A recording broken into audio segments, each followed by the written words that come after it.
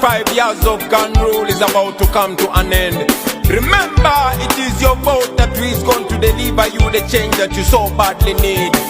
This one is a clarion call to everybody above 18 and registered to vote. Okuva mu November, batusalako batulumba na ku nomination.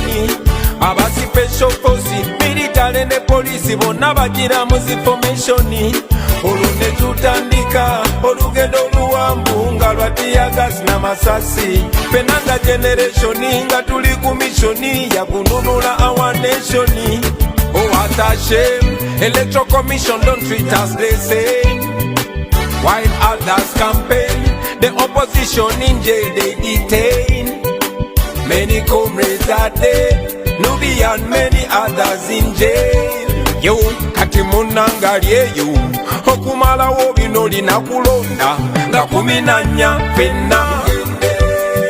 Bana Uganda tulonde yukiza mundo ekwanga lya merichuke membala tugende. Bana Uganda tulonde mbagambe abeyo ekwanga lya merichuke. Ati bano bayidde fena bwe tulonda babeera bawedde. Ai obanze buli gye mpita abaana ba Uganda bonna beesunga.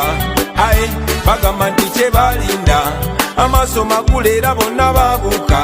Ewe omusana kagwake ambulera weri tulumbe enkuba ketonye yo ambulera weri tulonde.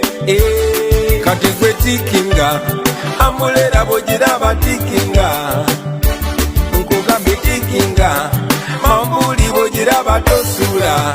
Ai bana Uganda banange mwena yenze Kyagulanyi Center mu Bobi Wine njagala okutuusa okwebaza eri mwena olw'obuwagizi n'omukwano gwe mutuwadde mu campaign trail eno gye tubaddemu ebbanga lino lyonna wakati mu buzibu obw'amaanyi. Njagala okubajjukiza omulundi ogusembayo mwena abasebo ne bannyabo Kikulwokuna luno nga 14 guno omwezi gwe mukisa gwe tulina okusalawo ebiseera bya Uganda eby'omu maaso.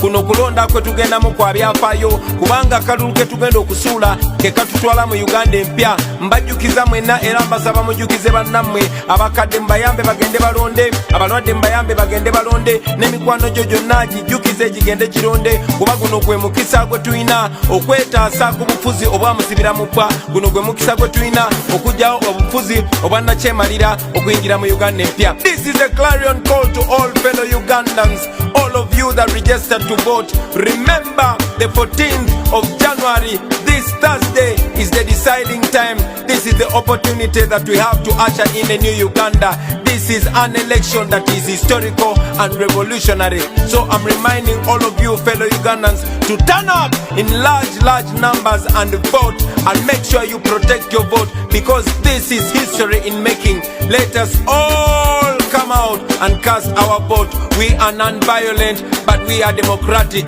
We are many, and if we come out in large numbers and vote, we can be able to redefine the future of our country. Remember, ogendo kulonda londa mambuli ke kabonero ke tuyimiriddeko. Remember, when you go to vote, choose the symbol of the umbrella and you will be choosing liberation. You will be choosing freedom. Bana Uganda tulonde yukiza mundo ekwanga lya merichuke membala tugende bana Uganda